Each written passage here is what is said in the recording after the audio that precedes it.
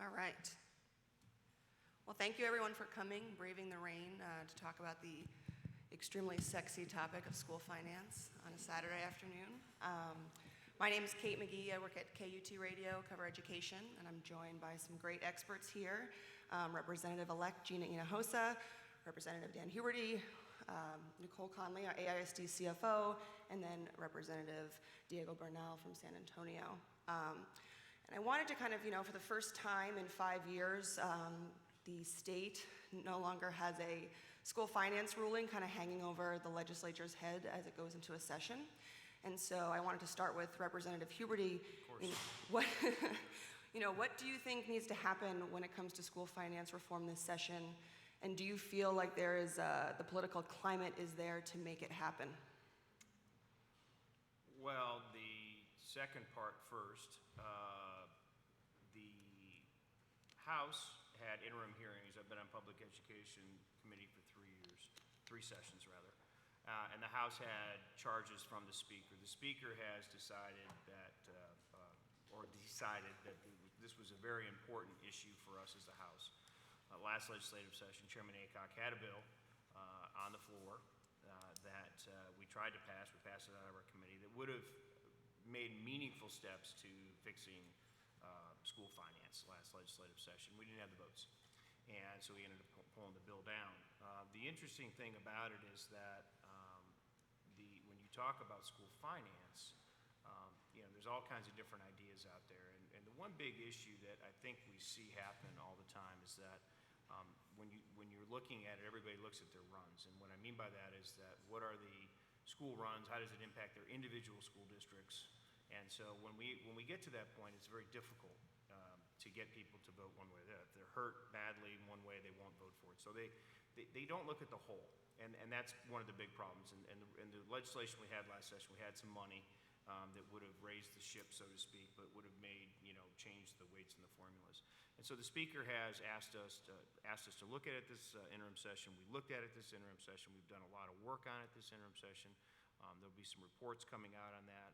We worked on one from our office. I know there's some other ones that have come out, some different ideas. So the Speaker is very interested in pushing that issue. It's going to be very important for House members, and I'm sure Diego and Gina will also agree with me that, as we move forward, that is going to be important. The second part is how do you, I guess I don't know if it was how you fix it or, what are the solutions. It's a very complex problem. There's very few people that really actually do understand it in the House and the Senate today. We've lost a lot of brain trust with the retirement of Chairman Otto and Chairman Aycock and some of the other true leaders on education. We do have some good bench strength in there right now with some of our members, but there's a lot of different things that we can do, and we're studying that. And we're looking at the basic allotment and putting that and adding some things to the basic allotment. But the economy's been tough. It's not like it was in 2011, but it's tough. The revenues aren't there that we thought would be there. And primarily, you've had a tough downturn with the oil and gas business. And so, our economy is built on that. And so when you don't have the growth, it's going to be difficult to be able to figure that out. But there's a lot of things that we can do and that we're talking about and that we're working on. And I believe as we move forward, this legislative session, you're going to see it. There's already been about 80, there's over 500 bills filed in the House, and about 80 of them relate to education. And a lot of different education bills have already been filed specifically on this. So, to be determined exactly what we come up with. But I know we're working on something, and it'll be a process. I don't believe we should get out in front of our skis and just throw something out there. We're actually working through a process right now through the Speaker's office to determine how we go forward. A lot of the bills that have been filed so far, and this can be for any of the representatives, some of them are taking a piecemeal approach, changing the weights for different types of students, how much you fund special education, English language learners, et cetera. Do you feel like it is possible to fix the school finance system in that piecemeal approach, or should the House and Senate be looking at this as a complete overhaul with the bills that they're filing this session? I'll defer. I don't think it's either or. I think that our approach is you try everything. There are certainly bills that are going to attempt to redo the whole thing. I also think that there's a certain amount of political calculus that's involved when you do something like that. And so then you take the different elements and break it out to get as much as you can, because sometimes if reforming something is perfect, then improving it is good, and you want to try all of it. And I think that you just see different members trying different things, and also all of them are in touch with the folks that educate the students in their own districts, and sometimes those bodies, the school districts, the principals, the superintendents, will say, we know you have a long road ahead of you, but if you could fix this, that would make a big difference. And so I think a lot of the bills also hopefully reflect those conversations as well. So I'm not sure that by proposing something that is an element of something larger, it means that you don't care about that larger issue. You're just trying both. I like to speak to that too, Kate. I think most of us would agree the entire system is broken and the entire system needs to be redone. But in the meantime, school districts really don't have the luxury to wait for perfect. And so my experience, having been on the board, and our CFO can speak to this, is we'll take whatever relief we can get whenever we can get it, because we need it. Right. And so while I do think our long-term plan should be reworking the whole system, we'll take what we can get now, and we'll be working this session to get whatever little bit of relief we can get. One of the major issues you hear about in school finance is this issue of Robin Hood and recapture. Austin ISD has kind of been banging the gong for few sessions, and now Houston is also kind of joining that fight as well. I'm wondering if you could talk a little bit, Nicole, about how recapture has affected Austin ISD, and if you could get a little specific about some of the real choices that you've had to make with your budget because of the recapture payments that AISD sends back every year. Sure, absolutely. Austin ISD is the single largest payer of recapture. The Central Texas area, we represent about 8% of the student population, yet we comprise about 28% of all the recapture that the state collects. The increase in projected recapture is going to help the state basically reduce its obligation to fund public ed in the next biennium and subsequent bienniums. This year we'll send approximately $406.1 million to the state under recapture. The following year, over $500 million. So it's a very difficult, without the transparency and taxation, it's difficult to explain to local Austin taxpayers where the majority of its local taxes is going. It's not necessarily funding the local school district as we struggle with budgetary deficits year to year, failing building conditions. Our teacher salaries lag far behind. We're dead last when we look at our teacher salaries compared to our urban peers. It's difficult to compete with our local counterparts.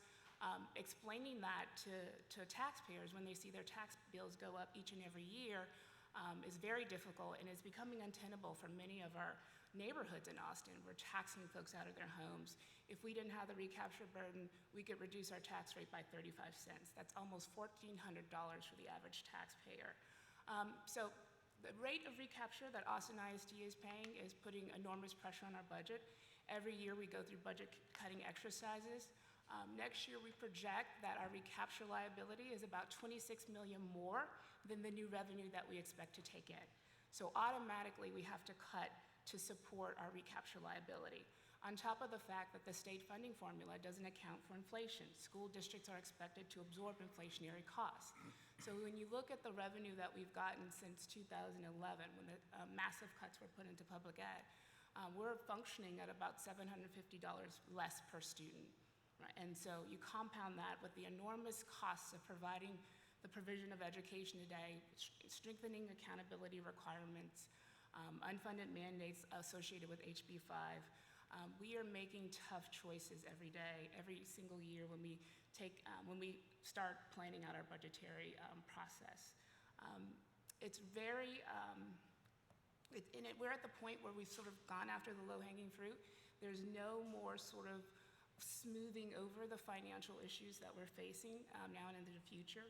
We've recently had an incident where one of our school buildings is in structural disrepair to the point that we had to move children because of their own safety. We don't have available maintenance funds to fully support the ongoing maintenance needs of some of our failing and aging facilities. So the financial constraints that we're facing every day, every year, are becoming more and more difficult to shoulder. And I think the Austin taxpayers uniquely share a burden of finance that maybe not all taxpayers across the state experience. I think it's the inequity that the system was trying to solve initially has translated into a different kind of disequity that's affecting certain populations in Austin. You can see it in East Austin when many of those original East Austin homeowners can't pay their property tax bills, and it's only going to worsen as the years continues because as Austin sends more and more to the state, it's actually reducing the state's obligations. So since 15-16, you can see the state share of public education reduce about 10%. And so that's significant. And so as they reduce their share, the local taxpayers experience more of a burden. And so I'd like to see the state consider that any increase in property tax revenue go back to school districts, and they maintain a commitment to school districts because it is the state's requirement to provide that general diffusion of knowledge.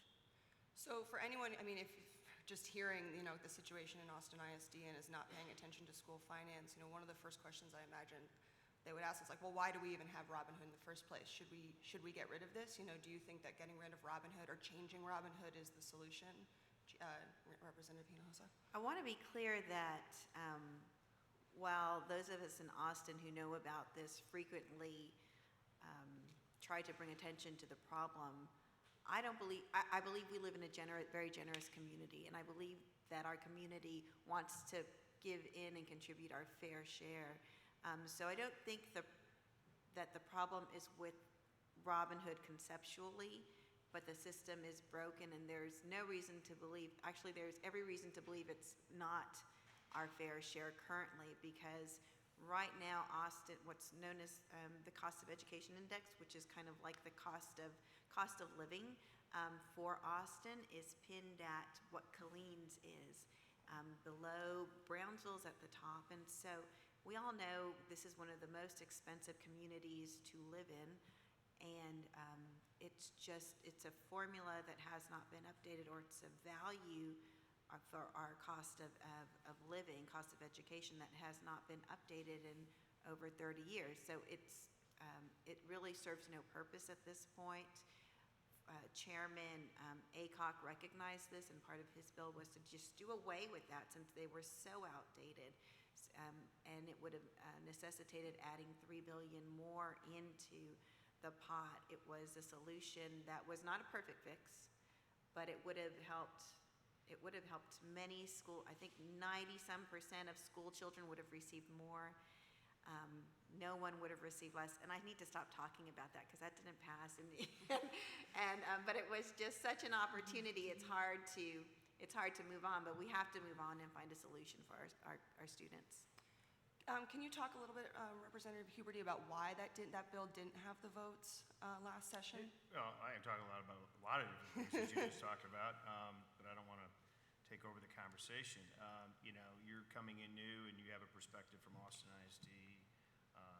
Diego's a Bear County guy, and so he's dealt with the schools, the urban school districts. Briefly, the reason it didn't pass, it didn't have Democrat or Republican support. And why? Because there were some Democrat members that, they pick up the phone and call their superintendent, and they said, no, don't vote for this. We're okay with this. We're okay with this. And I don't know if San Antonio was one of those districts that you guys wouldn't support it in Bear County or not. I'm not calling anybody out. I'm just telling you that's fact. We got it out of the committee. We had it on the floor. The votes weren't there. And it wasn't going to pass the Senate, by the way, either, because it was talking about adding $3 billion into the system. It was an add in there. I was there in 2011. I know what the vote was like when we had to reduce funding in education. We put more money back into it, into the system, and as probably the lone Republican standing up here, I will tell you that those are votes that we have to make. We survived. Everybody survived, and everybody had to make cuts. And I would say to you that school districts are inefficient. I was the president of a school board. I know our school district had inefficiencies. Now, in 2011, the cuts hurt. We know that. That was very impactful to be out there, to go there. But when we look at that bill and the dynamics of it, that was a moment in time that will not come up in 2017. I can assure you that bill has had its opportunity in 2015. So we have to look at different things that we can do to help school districts. To briefly go back to the Robin Hood scenario, recapture is a problem. I mean, clearly it is a problem. Austin is the poster child for paying into recapture. But there's many other school districts like Spring Branch ISD. There's school districts in El Paso. There's school districts in every region that are paying into recapture. Alamo Heights is another example.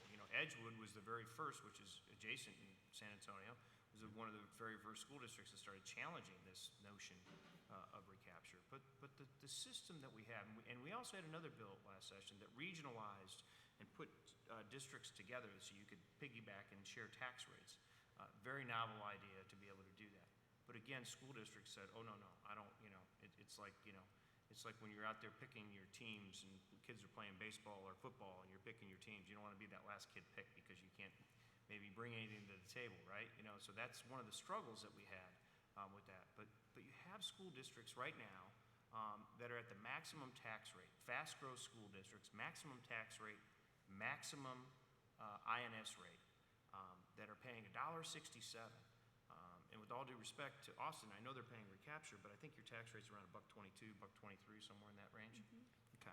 So we have school districts that are paying $1.67. Humble ISD, one of the ones that I represent, is at $1.54. So the taxpayers in that school district get to pay $1.54 per valuation. Your people pay $1.22 in valuation. So we have a disparity there too. We have fast growth schools that are out there that we're having to deal with that particular problem. And when you talk about recapture, Austin has all this real estate, commercial real estate, and all other things that go into the pie to determine what that tax base is going to be. When you go out to Liberty County, or you go out to Huffman, or you go out to Crosby, school districts I represent, Humble, but go out into in Lubbock and Amarillo and Canadian and all these other school districts that are out there, they don't have that tax base that you guys have. They don't have that ability to generate those revenues. And you have school districts that are under recapture, ASETAR, and have no growth, which is even a worse problem. And so those are going to be things that we're going to deal with. So we talked about people that have filed these individual bills, and I looked at the majority of them, and then I looked at the school districts they represent, and I said, they're solving a problem for their school district. They're not solving the entire problem.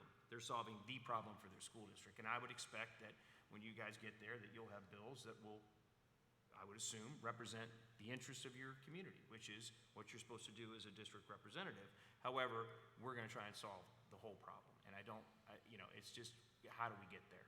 And, one of the things that was very interesting, I'm going to shut up because I know you want to ask another question, but one of the things that was very interesting when we had the school finance committee hearings is you have all of the different school districts across the state are represented through different groups. So you'll have Fast Growth School Coalition, you'll have the Equity Center, you'll have the mid-sized school districts, you'll have the rural school districts, you have all these different agencies and groups that are represented out there. And they were all actually sitting on a panel, or pretty close to sitting on a panel. And oh, by the way, the charter school guys too. And they're all sitting there, and they all have different ideas. And the frustrating thing for me is that I said to them, I said, if you could all get together and realize that you have to work together to come to a solution, we can solve this problem, but they're unwilling to do that.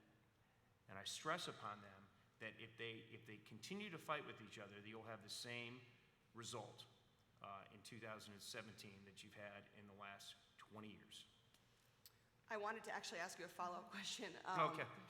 To continue your talking, but Sorry. Houston ISD is now Yep. involved with recapture, and I'm wondering how that might change the discussion around the school finance, if having Houston and Austin lobbying for reform might get people more palatable to change. Yeah, I'm very familiar with this. In fact, I talked to many people. They came and testified in front of our committee.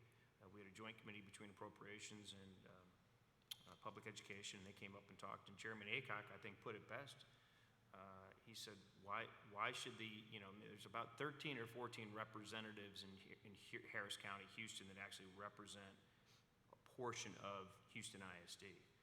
So Diego or Gina, I'm not sure you really, you've been paying your fair share for years. Why should the state come and rescue Houston now, right? Only if it'll rescue all of us. That's- I'm for rescuing Houston if it rescues all of us. That's right. Houston made a very interesting choice, and they came out and as people may or may not know, Houston is scheduled to go into recapture this year. But they've known since 2011. They've known that this was coming in 2015, and so the interesting thing about that is that, and I think when you were on the school boards, and maybe a lot of members were thinking that, and candidly I did too, is that the lawsuit, I was very surprised about the ruling with the Supreme Court until I talked to the justices and the governor and everybody else. There's many of us that believe it is a policy purpose. It's our responsibility to fix school finance, not the judges. And so there was a lot of people that were waiting for the judges to give them, political cover, so to speak, and say, oh, we're forced to do this now. When the school districts lost, the reason that I think a lot of things didn't get done over the last couple of sessions is because school districts felt they were going to get a better deal from the Supreme Court.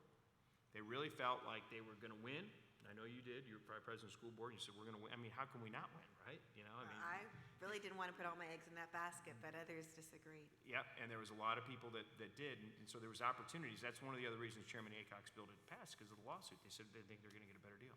Specifically on Houston, though, they did something that I think they're going to regret, which is that they're playing chicken with the legislature and saying the legislature is going to come and solve your problem. When there's 13 members that are pushing for this, and Diego from Bexar County, and you'll see this in Austin County, and we'll have county fights from time to time. There's not a lot of sympathy for that. Number one, and number two is they campaigned against it. The problem is that the TEA will actually this month be detaching the property. There's $18 billion of property, so you're going to go take the most expensive real estate in downtown Houston. It's going to go move to another school district. That is actually happening right now.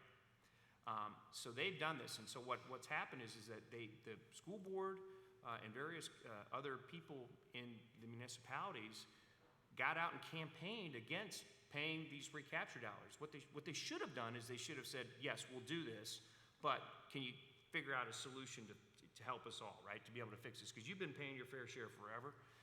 Alamo Heights the same way, Spring Branch ISD, I mean, all these school districts that are paying into recapture have been doing this for years and years and years, and Houston just stood up and said, well, we're going to force them to do that.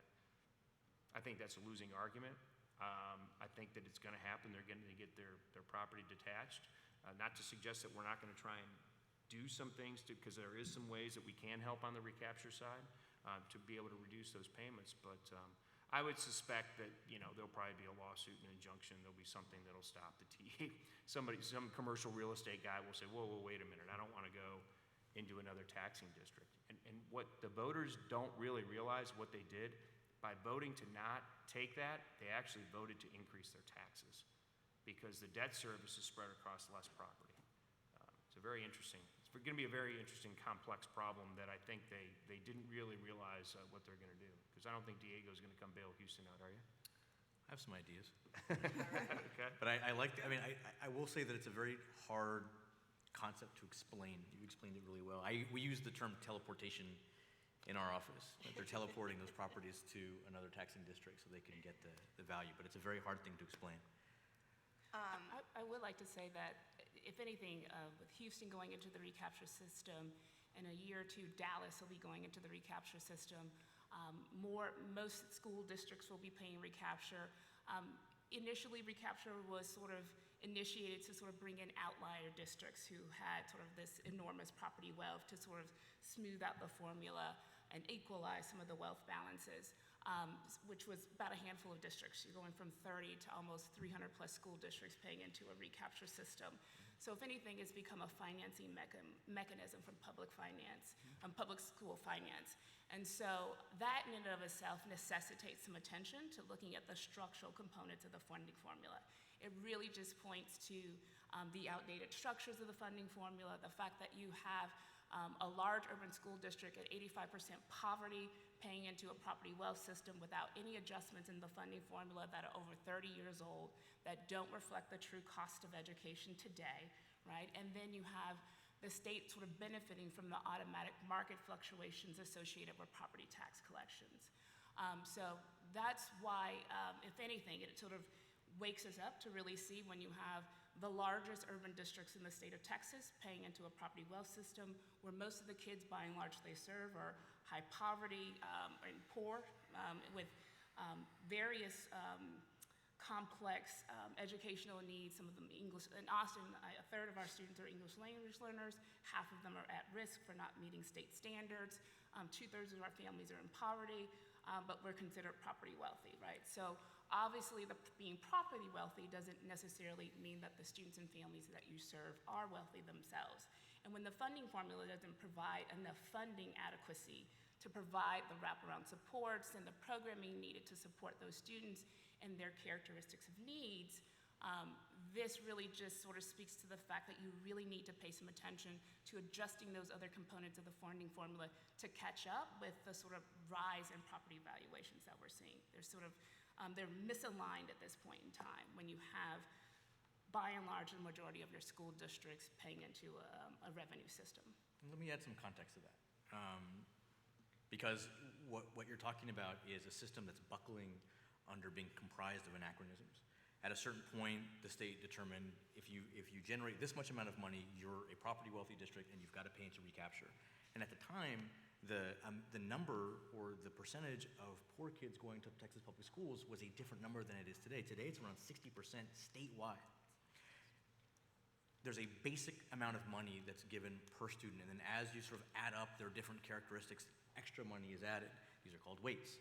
The weights for the two groups that you discussed, ELLs, English language learners, and poor kids, comp ed, those weights were set in the 80s and haven't been updated since. And the recommended amount in the 80s was not taken. The legislature at that time, none of us were here, they took at that time kind of half of that recommended amount. And so there's an understanding that these students are more expensive to educate because you're also trying to get them to reach an accountability measure that we've set. And so as the number of these kids grows in the state, that means it's more expensive to educate these kids. And at the same time, you've got a recapture system that set an arbitrary amount that doesn't exist anymore. And so you've got these two things pulling in opposite directions. You've got more kids who are more expensive to educate. And they're using a formula for them that hasn't been updated in decades. And at the same time, you've got a recapture system that's outgrown itself. And so they're pulling the system in opposite directions. I also think that when it comes to, I think Representative Huberty, you talked about people paying their fair share and sort of taking, Houston and Austin are interesting components, but we also have an issue where we're one of the last states in the country that doesn't have mandatory sales disclosure. And mandatory sales disclosure for property is one of the mechanisms that I think creates another revenue stream for states to pay for education. We don't have that, so that's an extra. That's a horrible idea, but go ahead. Go ahead. It is an Horrible extra idea. burden. It's a horrible idea. Well, that's okay. Go ahead. Well, 47 other states have done this horrible idea. We haven't for some reason. And we were the first state that was last state into the recession, the first one back out of the recession. But part of it also is that. And people are moving here Okay, on let's let him a finish day-to-day his basis. I know, and I love Diego. I'm just saying. I just want to make sure that we're not Some of getting us out on are- our skis on. Some of us are on less that, so. comfortable having homeowners bear the burden and carry more of a share than big business and commercial property owners. Because that's certainly what's happening in Oh, Austin. please. It's happening in Houston. It's happening in San Antonio. I know, but throwing it out there. you're going down a path that is very destructive when you start talking about commercial real estate and not paying their fair share. That is the talking points from the TML and municipal leagues and everybody else that wants to raise taxes. You're not going to. First of all, you would never see a reduction. in your You're spreading residential. tax burden No, around. but you're selling business. You're selling real estate based upon cap rates, based upon the income that's produced from that is passed on to the people that pay the rents. So you're passing on the tax burden still to, and you're saying big business. Last time I looked, business is the one that create jobs. It doesn't have to be big business, but remember that the people said big business, the people who own homes aren't unemployed. I understand that. So I I'm just understand talking that. about balancing it out. I'm not trying to make anybody a villain, but I also think that creating a halo around someone doesn't automatically make them So the you good guy. think, I think we Okay. disagree Yeah. here, Kate. What Yeah. about you? I think that I wanted to step back and ask another question about, talking about property and property taxes. Is the problem then, you talk about commercial property, homeowner property taxes, is the problem then that the school finance in the state depends too much on property taxes and to fund its public schools? And we should be looking elsewhere? Oh, okay. No, he was all ready to talk about spreading it out, now he didn't want to say anything, so, no, I'm just kidding him. I love him, you know that. I just want to make sure he doesn't get out in front of the skis on that deal. Look, you know what? There has been a lot of talk about that, on what we could do or what we couldn't do. We've talked about a consumption tax, and a reduction of a property tax. I've been in favor of that for a very long time. And 3 sessions in a row, I paid that. I'm sure some people may agree or disagree with that. I think that's a fair and balanced way to be able to do that. You have to have property taxes in the scheme of things. We've looked at it a lot of different ways of, what would that number be? What would that reduction be, for the offset of how you're able to do that? Look, property taxes are too high. No doubt about it. I mean, look, I know what the property taxes are, and to suggest that we would continue to find a way to raise taxes on commercial property owners is very difficult to be able to do that. So there's other mechanisms for us to be able to do that. But the other part of the problem that we've seen is that when we talk about public education as a whole, as a percentage of the entire budget, it's about 36% of the entire budget that we spend. And public education used to be a much larger piece of the pie at one time. What's happened is that you've got all the health and human services that have been impacted. Between health and human services, Article 2 and Article 3 of the budget, those 2 articles of the budget, it represents in excess of 77 to 78%, roughly in that range. And then we have 22% roughly to pay for everything else in the state: transportation, roads, infrastructure, all the other services that we have to provide as a government. I'm kind of a less government guy, but I understand the ISDs have to do what they have. So yes, I was on a school board that went for TREs to their voters and had to build schools and had to, go and ask voters to pay for schools for our bonds. And my argument was always, and I know there was critics on that, as a Republican, it's not a you look at that and say, what you do, and say, well, where would you like the kids to sit? They are coming, and we have to deal with this. And so that's the mechanism that we have today. As we go into this next session, I'm sure there will be ideas that will come along that'll be out there, and to be able to deal with this. But we're going into a very tight session as we go forward. But property tax relief was granted last legislative session. I know the Senate's working on some things. I've read Senator Betancourt's bill on that, and so we'll see where that goes. But I think people would like to have tax relief. I mean, if I ask this room, how many people would like to pay less taxes?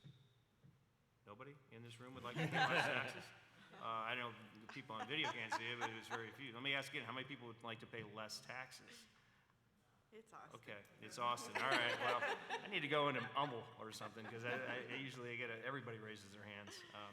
I think if you ask that question on an open and honest basis, most people would like to pay less taxes, but we have to figure out a mechanism to be able to do that. And one thing I think that will be important to keep in mind this session is,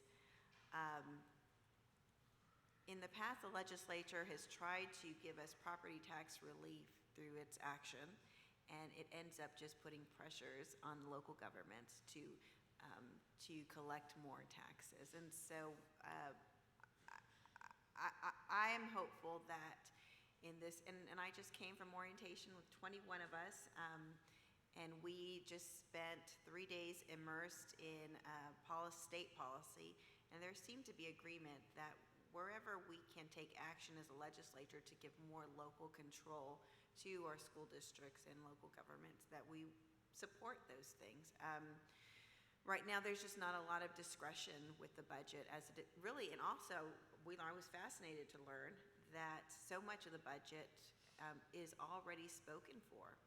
that we're only looking at like 15 to 17% of the budget that the legislature actually has control over, because so much is, I mean, we just voted on a constitutional amendment to send even more to transportation, more of our general revenue taken away from our discretion. And so the legislature over years has made these decisions that really ties our hands when it comes to figuring out, to dealing with today's issues. And so if we can not try to solve all the problems, but do what we can to give our local governments more, let me give you an example. AISD, if we were having a good year, monetarily wise, we could not lower the tax rate for this year and give people property tax relief without having to go back to the voters to reauthorize, just going back to where we were, to the rate we were at. And so we don't do that because it's too much of a risk. We don't want to be left not having what we need in 2 years if we suddenly have those needs. And so there's just an example of where we should have some legislation to give more local control to local elected officials. And that's right, and I do think we need to consider diversifying some of the revenue sources for public ed. I think initially when 2007, when the first property tax relief was put into place, there was the anticipation that the margins tax would sort of supplement some of the revenue for public school finance, and that hasn't necessarily panned out, and subsequently the state has taken actions to reduce some of those margin tax even further. And so I think it has put additional burdens on local property taxpayers to fund more of public education. So I do think some diversity in the revenue, also just a commitment to fund whatever revenue is generated from local property taxes and from public ed property taxes be sustained in public education. I think that would be certainly a good start in making that commitment. And I think a great place for property tax relief is addressing recapture. And going back to Representative Gina Hinojosa, giving local school boards some flexibility within their tax rate, the ability to be able to lower and increase the tax rates, also reducing some of the high sort of recapture burden, increasing those equalized wealth levels that are outdated and haven't been looked at for many years, just like those other weights in the funding formula. I think those are good ways in which local school districts could provide their local taxpayers with some kind of relief. But right now, they're structurally limited in what they can do. I hear exactly what you're saying, and interesting enough, there's some ideas that are out there, and I'll really do this quickly, I promise, but, school districts, and does Austin have a full-day pre-K program? Yes. They have full-day pre-K.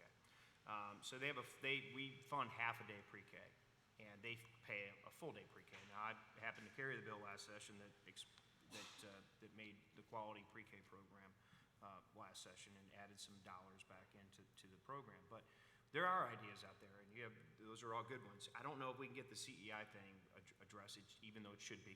It hasn't been done in over 20 years.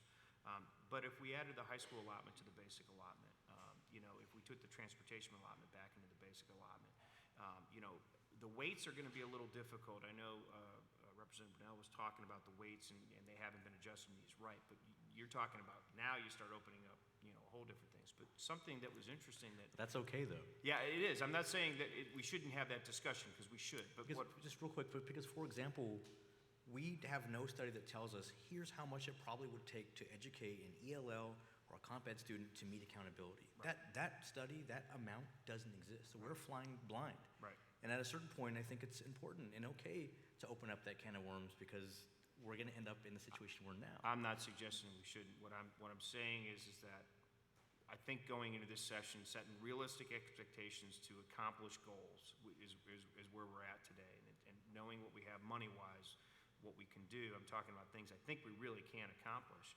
But one of the things that I think is important, and this would help a school district like Austin, because I looked at your numbers. In 2013, we passed a bill to account for how many dyslexia students, 504 students that are out there.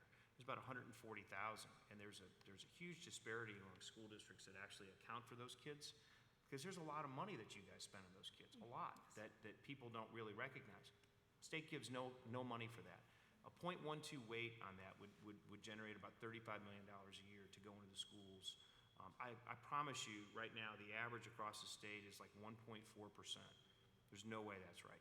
There's no chance that number is right.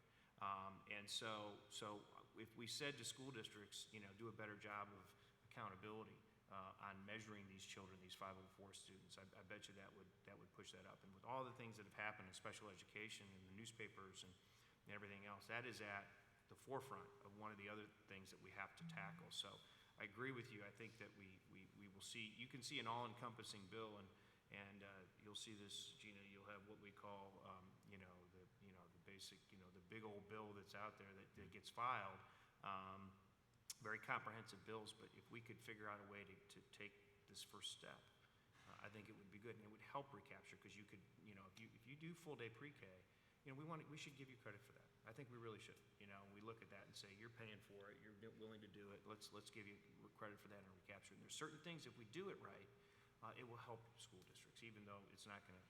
You'd like us to say, hey, just don't do it. But that would help. Don't the three of you at least agree that at a minimum we should have an idea of how much these things cost, so that when we set the amount, we're trying to get there, as opposed to saying, I picked this number out of thin air, and here's the extra money you get, but I have no idea if it's going to help you get to accountability in light of recapture. Right. No, I agree. I think we do need a cost of education study on all the various weights, so we can really set the weights at a reasonable and justifiable level that truly reflects the cost for the provision of those additional services.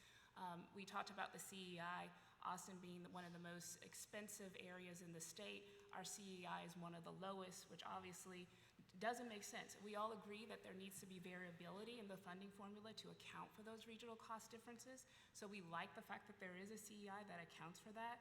But because the CEI is so outdated, it has compressed our teachers' salaries to the point that it's difficult for us to attract teachers. We're the urban district surrounded by suburban competitors who are able to offer much more better working conditions, standards, easier to serve student population. So the complexities of our student needs, the lack of funding, our inability to offer competitive wages really puts Austin in an untenable position, coupled with the fact that we're sending $1 billion to the state. And so we always constantly asking taxpayers, our private partners, Google being one, to help us do more to fund programming that we know is necessary for our students. Our entire social-emotional learning initiative that we've been implementing over the last 3 or 4 years, we're sort of a national model for that, completely private funded. And luckily, we have those partners that are able to help us systemically implement a program that is really supporting our students. But that came from no additional funding from the state, actually less funding from the state. And we're at the point where we can't really continue. Continuity of these services is critical and important for us. We're reaching record graduation rates for some of our most vulnerable populations of students. And without those kinds of programs, we fear that we risk, we won't be able to continue that progress. And so I definitely think that it's time for us to sort of, even if it's an interim relief, we're certainly open to that. Like, Trustee Hinojosa said it best, Representative Hinojosa said it best. We'll take anything that we can.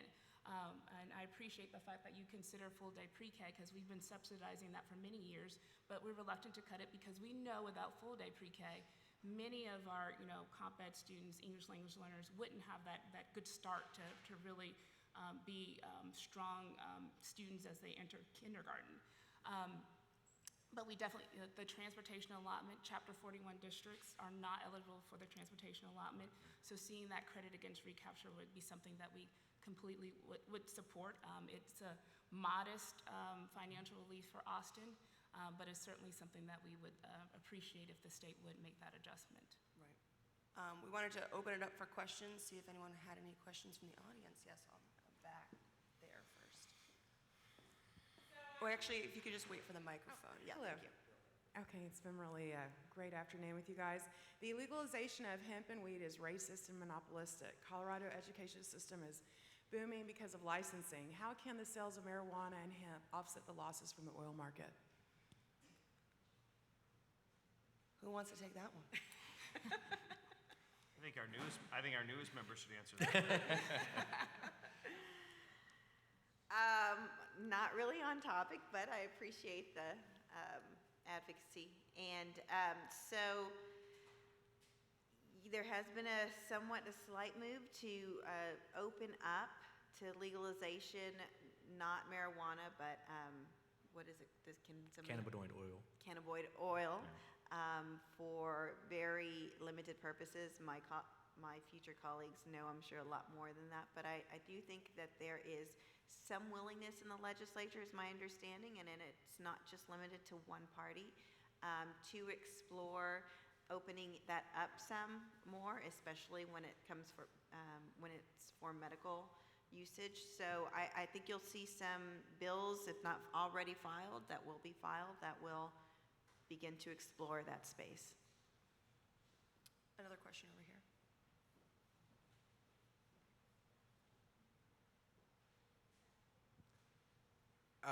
Just as maybe a history lesson or something, why do we have independent school districts instead of something that's a division of the city? So in some cases, we might be able to have benefits. We talked about at the last panel the tax swap that Austin is trying to do with AISD, and there are lots of overlaps in services and building and construction that you think would exist if it was a city department.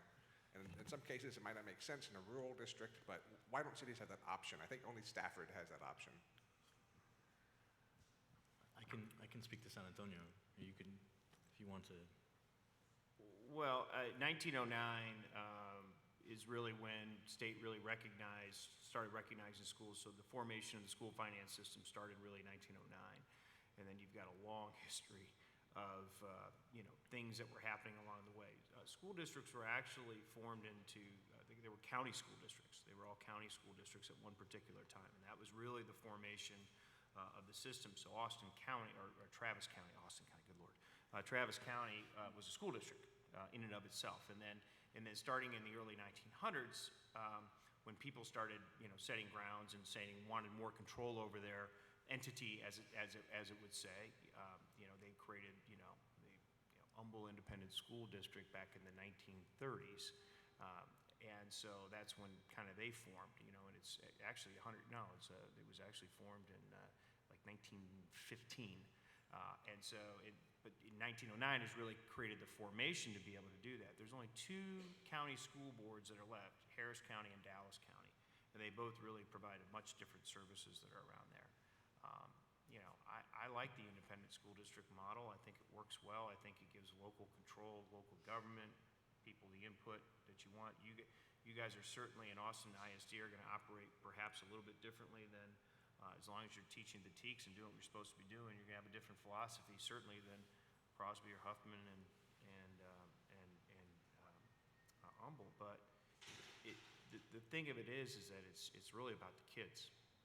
And so I think the ISDs create that mechanism of that learning environment that is very important at the local level, and parents want to be involved at that local level. So I'm a big fan of it. So I'm sorry, Diego. That's the history lesson I have. No, I think that history lesson's right. I think at the same time, you can look to a city like San Antonio where it's been abused, where you've got 16 independent school districts, and the history of those school districts is one that's not savory. In fact, it's a pretty sad, classist, racist history where the school district lines absolutely follow the redlining between Mexican American, African American, Anglo, and then if you add in a class element. And so I think that in spirit, what he's talking about is absolutely right, and it works that way in a lot of places. There are other areas where it's been abused, and so when you have a city the size of San Antonio, I'm not saying that there has to be one school district, but 8 would be a lot, and there are 16. But I think that raises an excellent point. You mentioned the tax swap, which we need to find a better way to refer to that. But this is a state versus local forum, and we have found locally here in Austin that we need to do, we're so used to working in our silos of school district, county, city, when there's so much more we can do together. And so in Austin, we've embraced this community schools model recognizing that almost 60% of our families have very high needs, are families living in poverty, and so that there are a lot of social services that really the school district has paid for because they're absolutely necessary, but really the city or the county, in our case, could more efficiently pay for them because their dollars aren't subject to recapture. Those aren't education dollars. It is absolutely the responsibility of the ISD to pay for education, but when we're talking about social workers, when we're talking about resource centers, those are things that the county and the city could and should be paying for. I think that we've gotten into this, we fall into this rut of thinking, well, anything that happens on the school campus should be paid for by the school district, where actually it's a real opportunity for the city and the county to reach those families that come every day to those schools to address those needs that are otherwise really the responsibility of the city and the county. There's a question in the front here.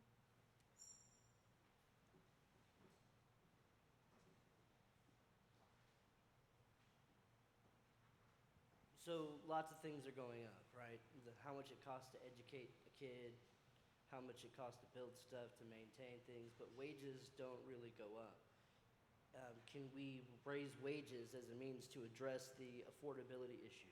If people are making more money, they can, obviously the tax is more affordable, but we don't discuss raising wages like a minimum wage as an answer to this when it seems pretty apparent. So is that an option? Can we raise minimum wage in Texas? Well, I am supportive of raising the minimum wage, but I will say that there are things that we can do, and one of the things that I worked on in the past with some people who are here in the audience was looking for opportunities where there are companies that get tax dollars and requiring of those companies in exchange for those tax dollars to be paying a living wage, which would be a higher than minimum wage. For instance, locally, we were giving economic incentive deals, our city was, to companies to locate in Austin. And we said, we're not against that. Some people are, and I understand why. But how about let's use that as an opportunity to really do something for our community and make those communities pay a living wage. I'm currently exploring ways we might look at that from a statewide level, because I do think it's important that we make sure that that we're all benefiting in the riches of this state together, and it's not just for few. But I think wages are definitely part of the answer. I think part of the theme of what you're hearing here is how can we diminish the amount of tax burden felt by, in this case, property owners, homeowners, and at the same time not have the quality of education or the amount of money going into education suffer. I think that we seem really eager to solve the first part without thinking about the second part.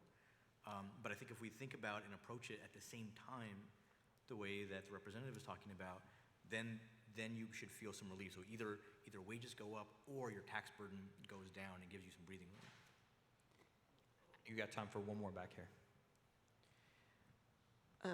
My question has to do with the three representatives up there. What are you going to do, two things you're going to do that will promote the common good among school districts as opposed to continuing the competitive nature that is currently encouraged by the state legislature? Well, I'll say, and I just want to recognize this is a trustee from Austin ISD who just got reelected. One of the things that is not really something that, it's not about filing a bill, but something that I think was effective that we were able to be part of last session was, well, for one, I think Representative Huberty is absolutely correct when he says we really need to all rally behind one common goal, and that's more for all of our kids, because too often rich school districts are pitted against poor, rural, urban, on and on and on, and then we all lose. use. And so I think that that has to be our first goal as supporters of public education, really do everything we can to work for the common good. We were able to bring people together last session. We had this press conference with the chambers of all the urban districts come together advocating for $3 billion and more funding.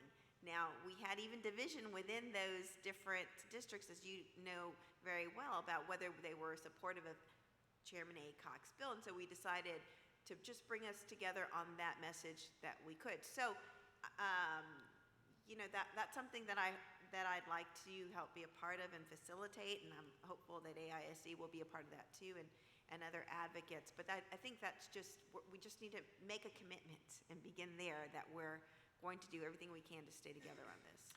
I'll give you two practical examples. Because of the 16 school districts I had mentioned before, the boundaries of my district, I actually have attendance zones for 4.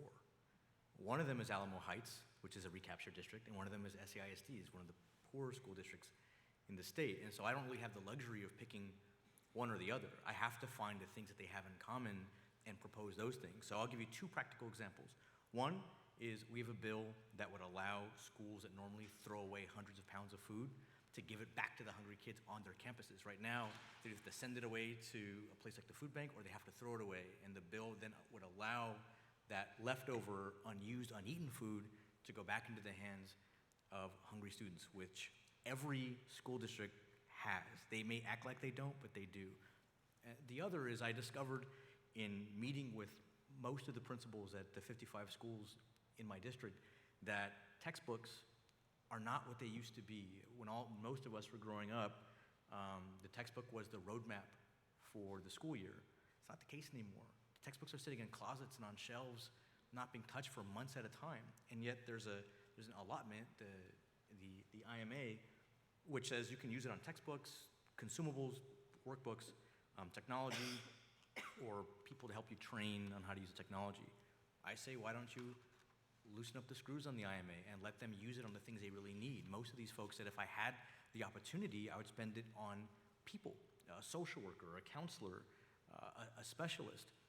There's no fiscal note to this bill, right? It just allows them more flexibility. If they need to buy textbooks, buy textbooks. But if you don't, then don't spend it on something you don't use. Spend it on something that you will use. And this is something that all 4 school districts, from the wealthy one to the one that's certainly not, think is a good idea. So I think that goes back to Representative Hinojosa's point, which is if you focus on what schools and districts have in common, you come up with a common agenda that we should all sort of just pursue.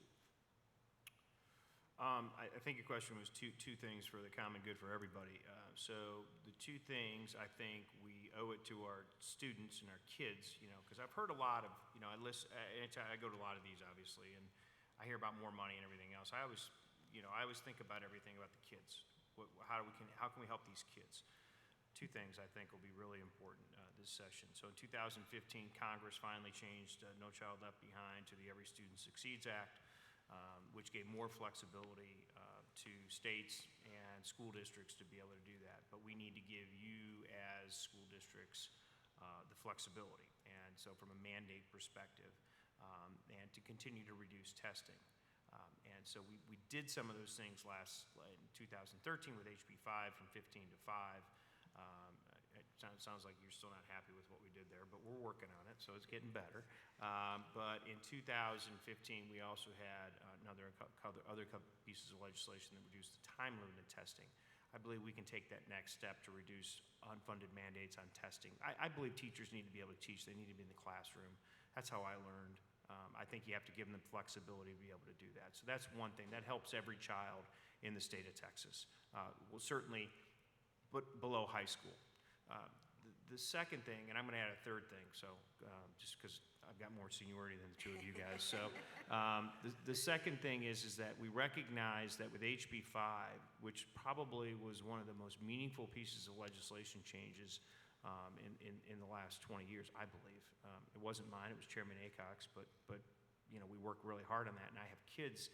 My daughter will be one of the first graduating classes that the full implementation of HB 5 was there. So when she went in is when fully implemented. She'll graduate next year. But we didn't do a great job on the counseling side. We recognize that we are not giving the middle school kids the guidance that they need. to be able to pick that path. It can be a very highly successful program, and we could spend all day on the paths and everything else, and because it's very remarkable what Texas has done. I think, it's probably one of the best, I think it's the best in the country, but we didn't do the right job on the counseling thing. So we can talk about, and again, I hate to create something outside the formula, but is it a middle school allotment? Is it something to help for counselors? Anything we do, I really hate not to put in the basic allotment, but we should have that discussion and figure out what it costs, right? And figure out how do we do that? And then the third thing, and again, and these are all things that our office is working on, and others, and I hope to have bipartisan support to do this. And the third thing is special education. I happen to have a 504 student, so I know a lot about this. I know a lot about these things. It's personal for me as well as professional to be able to deal with this. But we're going to fight to get a weight in the formula this session, additional aid for some 504 students, because the state of Texas doesn't even really account for them. We recognize them from a federal perspective, but we're not giving the resources. And we're going to ask for a small, and I'm sure I'm going to get Representative Bernal's support on this, right? A small weight on dyslexia students of 0.12. But those are going to be fights that we're going to have. And those will really help children. Everything I just told you are going to help the kids. And that's really where our focus should be. I'd like to say I'm very encouraged by what you're saying, because that is where some of our financial pressures are that we experience as a district implementing HB 5. At the middle school level, we spend about $4 million on CTE courses, and those students don't count in the weights in the funding formula. So any of the middle grades that participate in CTE, we don't get funding for that. But we do that because it's the right thing to do in helping them prepare for those pathways. So seeing some adjustments there, some additional counselor. As a mother of a dyslexic student, certainly the funding for the Section 504 is something that we can all find value and benefit from. I would also encourage you to again, to any increase in property values, a percentage increase. I know that the state is projecting a 5% increase across property values. The TEA submitted a budget that's about $2 billion less as a result of that increase in that less revenue necessary to fund that. I'd like to see that get returned to public ed or some way adjusted in the basic allotment so that school districts don't have to absorb the cost of inflation, and we're not just simply a pass-through for property tax increases to the state. I understand, but we're in a position in the state where the wants and needs are going to be measured again this legislative session. We are anticipating funding enrollment growth, which is at 160,000 students. So I want people to walk away from this, say, oh, the state gets all this money, we don't spend it. We do. We absent 2011, we're going to fund enrollment growth, and I believe we're going to fight to be able to do that. And everybody will have an opportunity as a representative to fight, when we get to the floor on budget time to talk about those things as we go forward. So those are, and not dismissing any of those ideas, but I just want to set expectations of what I anticipate seeing as we go into this next legislative session. I would like, again, I think you said it best,